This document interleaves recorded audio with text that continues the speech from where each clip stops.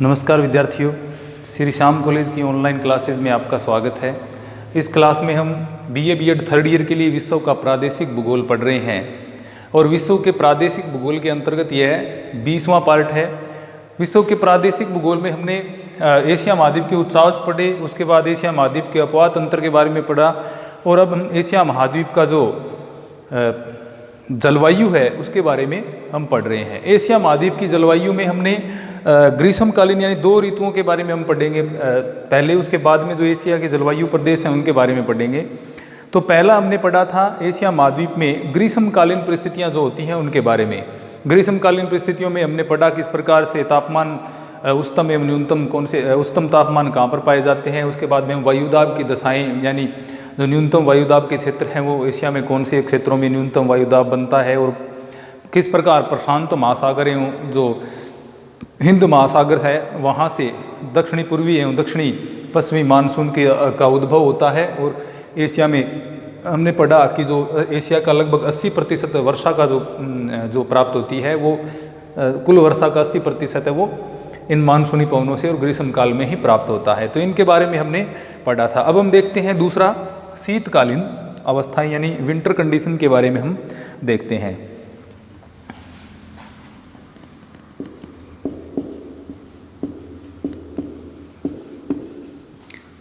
शीतकालीन दशाएं हम पढ़ रहे हैं एशिया और एशिया में जलवायु क्लाइमेट ऑफ एशिया। अब शीतकालीन दशाएं जो हैं वो देखते हैं हम कहाँ से प्रारंभ होती हैं। ग्रीष्मकालीन दशाएं हमने देखी थी कि वसंत या बसंत विश्व यानी 21 से 22 मार्च यहाँ से प्रारंभ होती हैं और कब तक रहती हैं?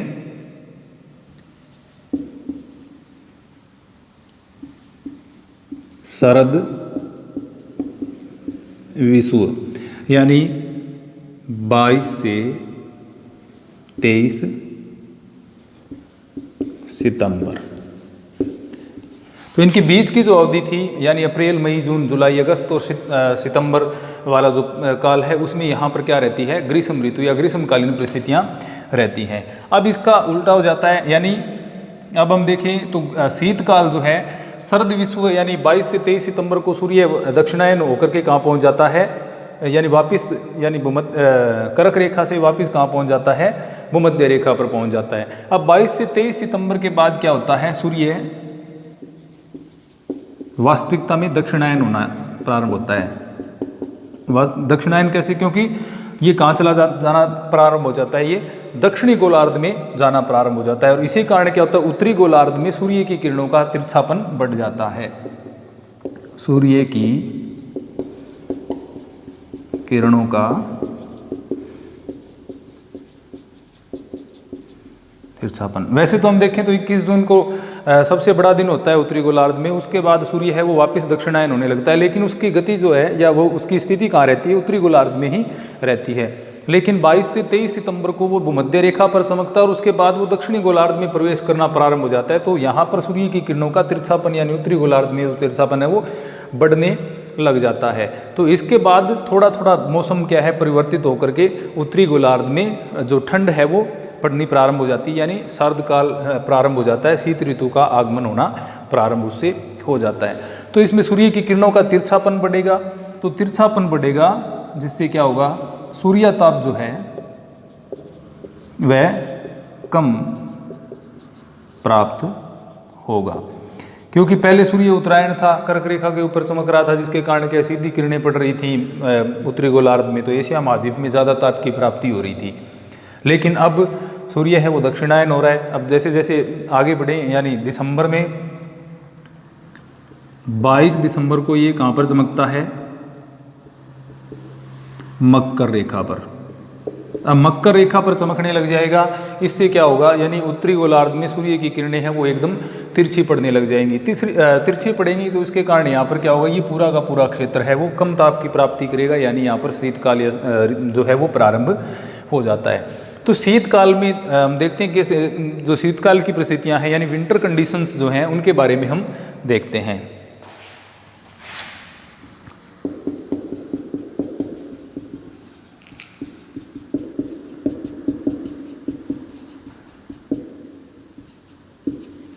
विंटर कंडीशंस के बारे में देखते हैं कि सूर्य जब दक्षिणायन होना प्रारंभ हो जाता है, यानी हमने देखा कि ये जो काल है वो जैसे पहला बसंत विषुव से शुरू हो रहा था, ये अब किससे शुरू होगा, शरद विषुव, यानी जो 22 से 23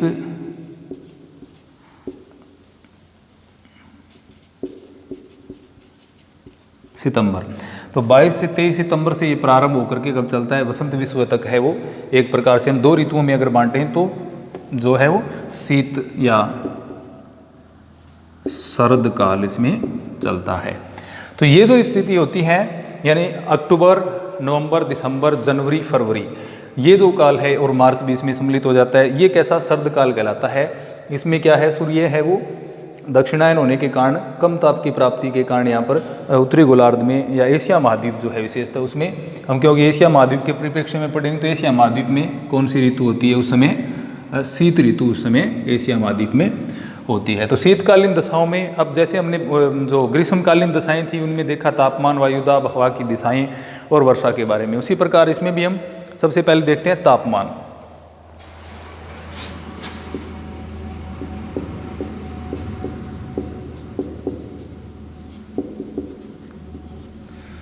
तापमान, तो तापमान में हमने देखा यानी टेम्परेचर में हमने देखा कि एशिया में अब देखें तो विशेषतः सितंबर तो बिना उस समय लगभग बीत जाता है, तो अक्टूबर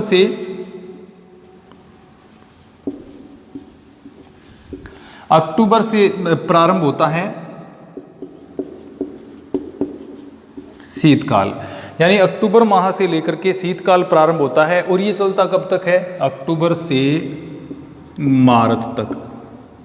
तो अक्टूबर से मार्च तक कौन सा काल होता है, इसमें शीतकाल होता है। और शीतकाल में क्योंकि हमने देखा अब जब सूर्य है वो दक्षिणायन होना शुरू हो जाएगा, अक्टूबर यानी जो सितंबर है उससे क्या है, ये कर्क रेखा से नीचे आना वैसे जून से प्रारंभ हो जाता है और सितंबर में 0 यानी भूमध्य रेखा पर आ जाता है और इसके बाद में नीचा चला जाता है।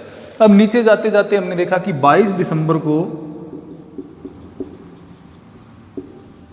ये कहाँ होता है, मकर रेखा पर। अब मकर रेखा पर जब ये होगा तो सर्वाधिक क्या होता है, ये दक्षिणायन, और इस समय एशिया महाद्वीप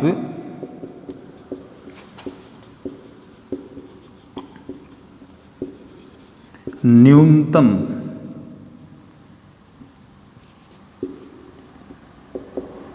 ताप की प्राप्ति करता है,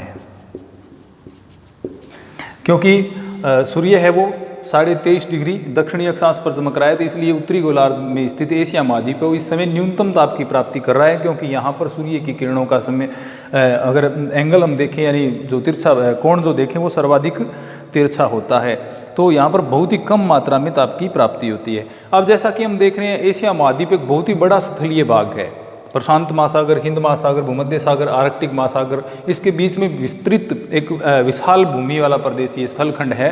तो यहाँ पर विशेषतः जो मध्य एशिया वाला भाग है, ये जो क्षेत्र है, और जो मरुस्थलीय क्षेत्र हैं, जैसे कि हम देखते हैं स्थलखंड है वो बहुत ही जल्दी ठंडे हो जाते हैं और बहुत ही जल्दी गर्म हो जाते हैं। तो सूर्य के दक्षिणायन होने से अब यहाँ पर किरणों का तिरछापन, ताप की प्राप्ति कम, तो ये स्थलखंड क्या हो जाते हैं, अत्यधिक ठंडे हो जाते हैं, और विशेषतः मध्य एशिया वाला भाग और जो मरुस्थलीय क्षेत्र हैं वो अत्यधिक ठंडे हो जाते हैं। हालांकि जो तटीय भाग जो है या द्वीपीय क्षेत्र जो है उसके अंदर इतना ज़्यादा प्रभाव नहीं पड़ता, लेकिन जो आंतरिक भाग है यानी स्थलखंड या लैंडलॉक्ड जो एरिया है वहाँ पर बहुत ही इसका प्रभाव पड़ता है, तो इससे स्थलखंड अत्यधिक है वो ठंडे हो जाते हैं। अब 0 डिग्री सेल्सियस की अगर हम तापमान की रेखा की बात करें, 0 डिग्री सेल्सियस समताप रेखा वो इस समय कहाँ से गुजरती है,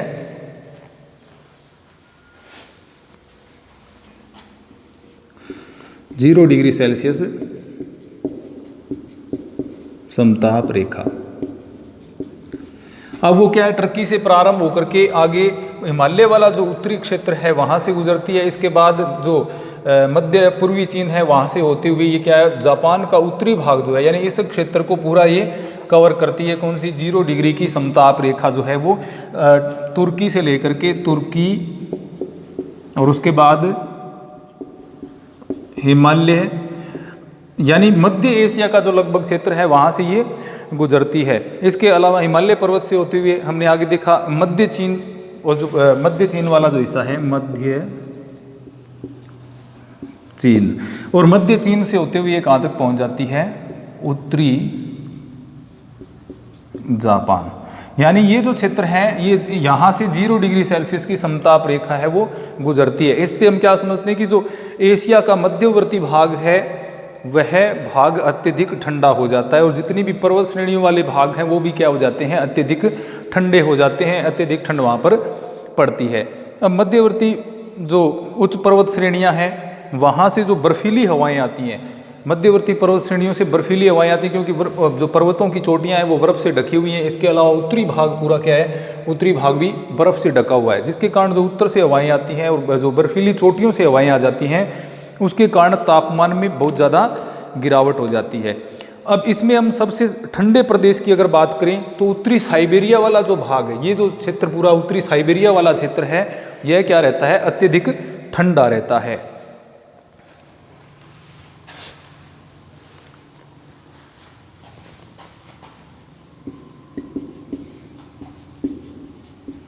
उत्तरी साइबेरिया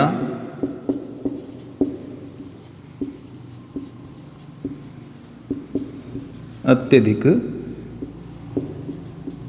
ठंडा रहता है, क्योंकि एक तो ध्रुव के नज़दीक, दूसरा आर्कटिक महासागर वाला बर्फीला क्षेत्र उसके नज़दीक भी है, और इसके ऊपर मुख्य एक और कारण लगता है वह है सूर्य की किरणों का तिरछापन, यानी दक्षिणायन हो गया तो यहाँ पर सूर्य का प्रकाश की प्राप्ति न्यूनतम हो जाती है। इसकी वजह से उत्तरी साइबेरिया सर्वाधिक ठंडा प्रदेश रहता है। यहाँ पर तापमान -50 डिग्री सेल्सियस तक पहुँच जाता है, यानी बहुत ही ठंडा ये क्षेत्र हो जाता है। अब साइबेरिया जो क्षेत्र है वो बहुत ही ठंडा रहता है, इसलिए यहाँ पर क्या है, बहुत बार जो तापमान है वो न्यूनतम अंकित किए जाते हैं। जैसे बर्खोयांसक है, ये भी साइबेरिया में स्थित क्षेत्र है, बर्खोयांस्क, ये साइबेरिया में स्थित है, एक स्थान का नाम है। और यहाँ पर जो तापमान है वो -48 डिग्री सेल्सियस कई बार अंकित किया गया है यहाँ, इसलिए इसको क्या कहते हैं? शीत ध्रुव भी इसको कहा जाता है, क्योंकि यहाँ पर तापमान बहुत ही कम रहता है, यानी -48 डिग्री सेल्सियस से नीचे इसका तापमान है वो अंकित किया जाता है, यानी -49, 50, 51 डिग्री सेल्सियस माइनस में इसका जो तापमान है वो चला जाता है। अत्यधिक ठंडा होने के कारण क्या है, इसको विश्व का शीत ध्रुव भी कहा जाता है, बर्खोयांसक। यानी एशिया या विश्व के जो ठंडे स्थानों की हम बात करें, एशिया का जो सर्वाधिक ठंडा स्थान कौन सा है? बर्खोयांसक। यह सबसे ठंडा स्थान है, यहाँ पर तापमान -48 डिग्री सेल्सियस से भी नीचे है वो रिकॉर्ड किया जाता है। अब इसके अलावा हम देखें कि जो हिमालय पर्वत का भाग है, हिमालय पर्वत वाले भाग में भी क्या है, तापमान है वो हिमांक के आसपास पहुँच जाता है। ऊंची चोटियाँ हैं वहाँ पर तापमान क्या है, 0 डिग्री सेल्सियस के आसपास रहता है।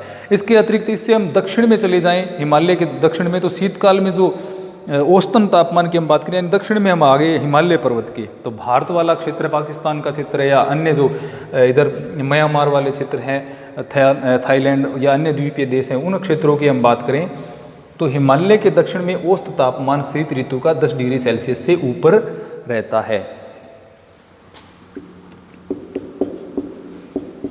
हिमालय के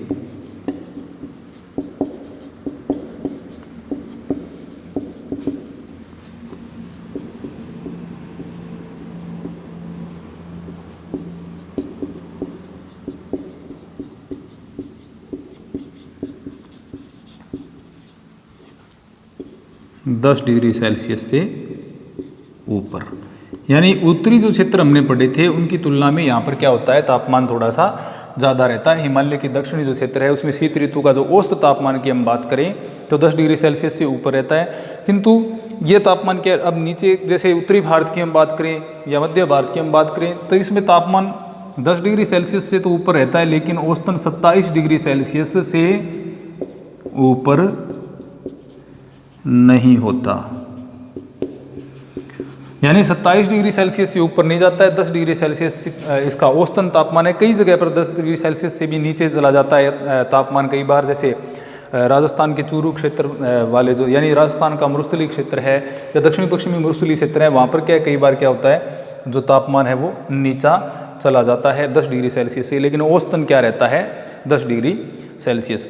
अब देखें शीत ऋतु में जैसे मध्य साइबेरिया है, तिब्बत का पठार है, यानी मध्य साइबेरिया वाला भाग, तिब्बत के पठार वाला भाग, हिमालय पर्वत वाला भाग है, यहाँ पर जो बहुत सारे क्षेत्र हैं वहाँ पर तापमान 0 डिग्री सेल्सियस से भी नीचे रहता है, जिसके कारण इस क्षेत्रों में क्या है, बर्फ़ जमी हुई रहती है। बहुत सारे ग्लेशियर हैं और ऊंची पर्वत चोटियाँ हैं। इसके अलावा न्यूनतम ताप की प्राप्ति के कारण ये जो मध्य साइबेरिया, तिब्बत का पठार, हिमालय पर्वत वाला क्षेत्र है, यहाँ पर तापमान क्या हो जाता है, 0 डिग्री सेल्सियस यहाँ पर तापमान देखने को मिलता है। तो ये तो होगी तापमान की दशाएं। अब हम वायुदाब की बात करें।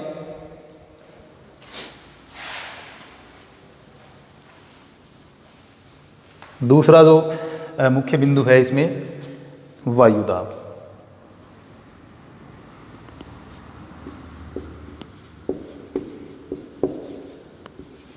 अब वायुदाब तथा हवाएं जो हैं वो उनका क्या प्रतिरूप रहता है, हवाएं। अब जैसे कि हमने देखा तापमान है वो 2-3 ऐसे केंद्र बन रहे हैं जहाँ पर क्या 0 डिग्री सेल्सियस तापमान रहता है। अब शीत ऋतु में तापमान कम रहेगा तो सतलीय भाग पर क्या है, जलीय भाग की तुलना में तापमान है वो जल्दी से क्या हो जाता है, ह्रास हो जाता है, यानी तापमान सतलीय भाग पर बहुत ही जल्दी से कम हो जाता है। कि जलीय भाग है वो धीरे धीरे ठंडे होते हैं, यानी उनका तापमान थोड़ा ज़्यादा बना रहेगा। अब तापमान जलीय भागों पर ज़्यादा रहेगा, यानी हिंद महासागर है, प्रशांत महासागर है, ये भाग क्या रहेंगे फिर शीत ऋतु में उच्च वायुदाब, निम्न वायुदाब के केंद्र ये रहेंगे, क्योंकि तापमान यहाँ पर क्या है, ज़्यादा, इसके कारण ये उच्च निम्न वायुदाब के केंद्र ये रहेंगे। दूसरा, अगर हम सतलखंडी क्षेत्र जो है उसकी बात करें तो यहाँ पर क्या न्यूनतम तापमान है, न्यूनतम तापमान होगा तो वायुदाब कैसा होगा, यहाँ पर उच्च वायुदाब होगा। और हवाएं क्या है, अब हवाओं की दिशा की हम बात करें, पहले वायुदाब की कुछ विशेषताओं के बारे में देखते हैं। अब जैसे न्यूनतम स्तर तक पहुँच जाता है तो क्रमिक वृद्धि में उच्च वायुदाब केंद्र भी बन जाते हैं। अब जैसे मध्य एशिया की हम बात करें, गोबी के मरुस्थल वाले क्षेत्र की अगर हम बात करते हैं तो 1036 मिलीबार, 1036 मिलीबार वायुदाब मध्य एशिया और गोबी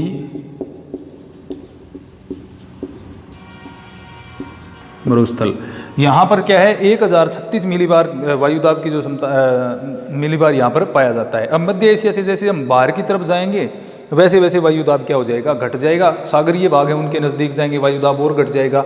अब सागरीय भागों के समीप या सागरीय भागों की ओर वायुदाब 1016 मिलीबार होता है। यानी मध्य एशिया में गोबी मरुस्थल है, उस क्षेत्र की बात करें तो 1036 मिलीबार वायुदाब यानी उच्चतम वायुदाब यहाँ पर है, और सागरीय भाग है वहाँ पर न्यूनतम वायुदाब देखने को मिलता है, यानी 1016 मिलीबार वायुदाब तक वहाँ पर पहुँच जाता है।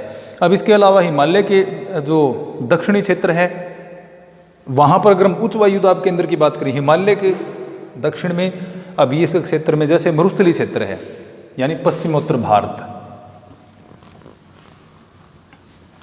ये हमने देखा मध्य एशिया में 1036 और सागरीय भागों में 1016 मिलीबार वायुदाब पाया जाता है। हिमालय के दक्षिण में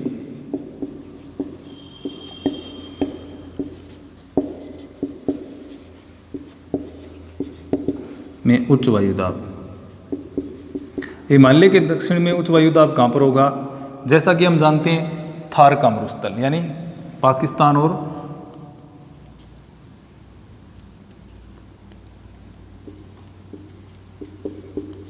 पश्चिमोत्तर भारत और पाकिस्तान, क्योंकि बालूरेत का क्षेत्र है, तापमान अत्यधिक कम हो जाता है, जिसके कारण यहाँ पर क्या है उच्च वायुदाब का केंद्र बन जाता है। अब हम देखें तो हवाएं हैं वो मध्य एशिया से, मध्य एशिया, तिब्बत का पठार, हिमालय वाला क्षेत्र है, इसके अलावा दक्षिणी पश्चिमोत्तर जो भारत है ये उच्च वायु दाब के केंद्र हैं, तो यहाँ से हवाएं क्या चलेंगी, बाहर की ओर चलेंगी। यानी हवाएं हैं वो मध्य एशिया से बाहर की ओर चलती हैं, या हम ये कह सकते हैं हवाएं सथल से जल की ओर चलने लगती हैं। पौने सथल से जल की ओर, सथल से जल की ओर चलने लग जाती हैं। विशेषतः जो मध्य एशिया वाला क्षेत्र है वहाँ पर क्या होता है, अत्यधिक ठंडी हवाएं जो चलती हैं। अब अत्यधिक ठंडी हवाएं चलेंगी तो ये प्राय अब सथल से चलने के कारण ये कैसी होंगी, शुष्क।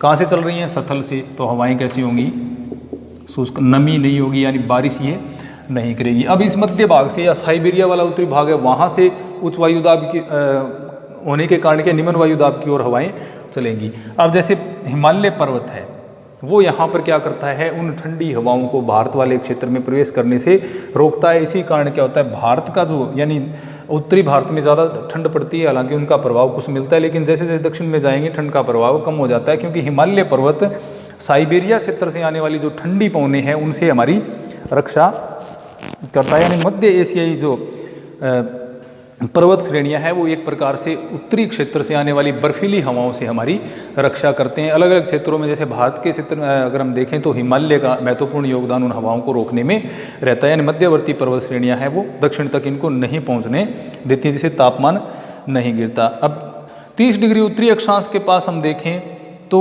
ये जो हवाएँ हैं इनकी दशा, यानी शीतकालीन जो हवाएँ हैं उनकी दशा व्यापारिक हवाओं के अनुकूल उत्तर पूर्व हो जाती हैं। यानी जिस प्रकार व्यापारिक हवाएं उत्तर पूर्व से चल करके आ रही हैं, उसी प्रकार से ये हवाएं, जैसे हम भारत के क्षेत्र की बात करें, यानी इस तरह से ये चलते आ रही हैं, इस तरह से उत्तर पूर्व।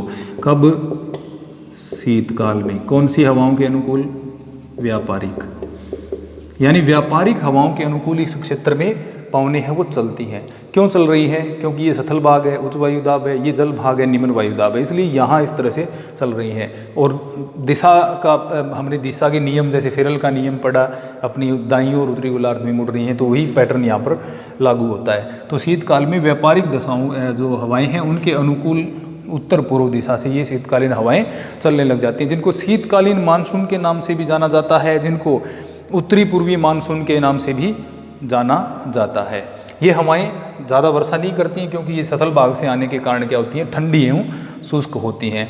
तो ये हवाओं की दिशा एक प्रकार से होगी। अब हम देखते हैं वर्षा। शीतकाल में कौन से क्षेत्रों में वर्षा की प्राप्ति होती है, वर्षा के बारे में हम देखते हैं। रेनफॉल। अब देखिए हवाएं कहाँ से चल रही हैं, सथलीय भाग से जलीय भाग की ओर चल रही हैं। हमने देख लिया हवाएं कैसी हैं, ठंडी एवं शुष्क हैं। इसी कारण क्या है, एशिया महाद्वीप में शीत ऋतु में क्या है, सामान्यतः बहुत ही कम वर्षा होती है। ज़्यादातर वर्षा, यानी हमने देखा कि 80% वर्षा है वो ग्रीष्म ऋतु में होती है, तो शीत ऋतु में केवल 20% वर्षा ही हो पाती है। तो कुछ एक क्षेत्रों में ये वर्षा होती है, बाकी मध्य उत्तरी एशिया जो है उसमें वर्षा नहीं होती है। और सामान्यतः अगर वर्षा होती है तो बर्फ़ के कणों के रूप में होती है, यानी पानी की बूंदों के रूप में न होकर के बर्फ़ के रूप में हल्की वर्षा इन क्षेत्रों में होती हैं। अब दक्षिणी उत्तरी पूर्वी हम मानसून की बात करें, उत्तरी पूर्वी मानसून, तो उत्तरी पूर्वी मानसून जो है, अब जैसे ये ठंडी हवाएं हैं, अब दक्षिण की तरफ जैसे आती हैं तो जहाँ कोई भी सथलीय भाग जलीय भाग आ जाता है तो वहाँ से ये क्या कर लेती हैं, आर्द्रता ग्रहण कर लेती हैं और कहीं कहीं कुछ एक क्षेत्रों में वर्षा करती हैं। जैसे चीन है, जापान है, फिलीपींस है, मलेशिया है, उसके जो तटीय भाग हैं वहाँ पर ये क्या करती हैं, वर्षा करती हैं। चीन, जापान, वियतनाम, ये जो क्षेत्र हैं इनके तटीय भागों में इन पवनों के द्वारा क्या होती है, वर्षा की जाती है। यानी चीन, जापान, वियतनाम है, इसके अलावा फिलीपींस के जो तटीय भाग है वहाँ पर ये वर्षा हो रही है। इसके अलावा हम देखते हैं कि भारत में भी उत्तरी पूर्वी मानसूनी शाखा से वर्षा होती है। यहाँ से जो पवनें आ रही हैं, यहाँ बंगाल की खाड़ी से आर्द्रता वो ग्रहण करती हैं। बंगाल की खाड़ी से आर्द्रता ग्रहण करने के बाद ये जो तमिलनाडु वाला कोरोमंडल तट है, यानी भारत में अगर उत्तरी पूर्वी मानसून की सर्वाधिक वर्षा की बात करें तो तमिलनाडु का कोरोमंडल तट है, वहाँ पर शीतकालीन मानसून से वर्षा होती है। तो ये क्षेत्र, इसके अलावा तमिलनाडु या कोरोमंडल, यानी शीतकाल में वर्षा प्राप्त करने वाला ये सबसे प्रमुख क्षेत्र भारत का है कोरोमंडल तट। अब इसके अलावा जो बंगाल की खाड़ी अब यहाँ से आगे ये पौने बढ़ेंगी, तो यहाँ ये छोटा सा देश श्रीलंका द्वीपीय देश है, यहाँ पर भी क्या है, इनके द्वारा शीतकाल में वर्षा की जाती है। श्रीलंका में भी शीतकाल में वर्षा होती है। तो चीन, Japan, Vietnam, Philippines, Tamil Nadu, Bharat का कोरोमंडल तट जो है, और इसके अलावा श्रीलंका में वर्षा होती है। इसके अलावा कुछ शीतोष्ण कटिबंधीय चक्रवात जो आते हैं, इजराइल है, जॉर्डन है, सीरिया है, लेबनान है, ये वाला जो क्षेत्र है यहाँ से वो वर्षा करते हैं। यानी जो भूमध्य या शीतोष्ण कटिबंधीय चक्रवात जिनको आगे बढ़ते हुए ये क्या है, पाकिस्तान के क्षेत्र में प्रवेश करते हैं, पाकिस्तान से उत्तरी भारत में प्रवेश करते हैं, जिनको हम शीतोष्ण कटिबंधीय चक्रवात के नाम से हम जानते हैं, या पश्चिमी विक्षोभ के नाम से हम जिनको जानते हैं। तो पश्चिमी विक्षोभ जो है वो भारत में प्रवेश करते हैं और उत्तरी भारत के कुछ हिस्सों में इनके द्वारा वर्षा की जाती है। और हिमालय वाला जो क्षेत्र है उसमें यह वर्षा किस रूप में होती है, बर्फ के कणों के रूप में यह वर्षा होती है। तो इस प्रकार थोड़ी बहुत वर्षा इसमें होती है, बाकी हिमपात ज़्यादा होता है। तो इस प्रकार हमने देखा कि एशिया महाद्वीप में शीतकाल में भी न्यूनतम तापमान वाला क्षेत्र भी स्थित है, और कुछ ऐसे क्षेत्र भी हैं जहाँ पर 0 डिग्री सेल्सियस टेम्परेचर रहता है, और कुछ ऐसे हैं जहाँ पर 10 डिग्री सेल्सियस से ऊपर रहता है। वायुदाब मध्य भाग में 1036 मिलीबार तक वायुदाब पाया जाता है, वहीं समुद्र जो तटीय भाग है वहाँ पर 1016 मिलीबार तक वायुदाब पाया जाता है। वर्षा की बात करें, कुछ एक भाग बर्फीले या बर्फ़ के कणों के रूप में वर्षा प्राप्त करते हैं, वहीं कुछ द्वीपीय देश और दक्षिणी भारत का कोरोमंडल तट है, चीन, जापान, वियतनाम, फिलीपींस के जो तटीय भाग है वहाँ पर शीतकाल में वर्षा होती है। अब आगे हम एशिया के जलवायु प्रदेशों के बारे में पढ़ेंगे। धन्यवाद।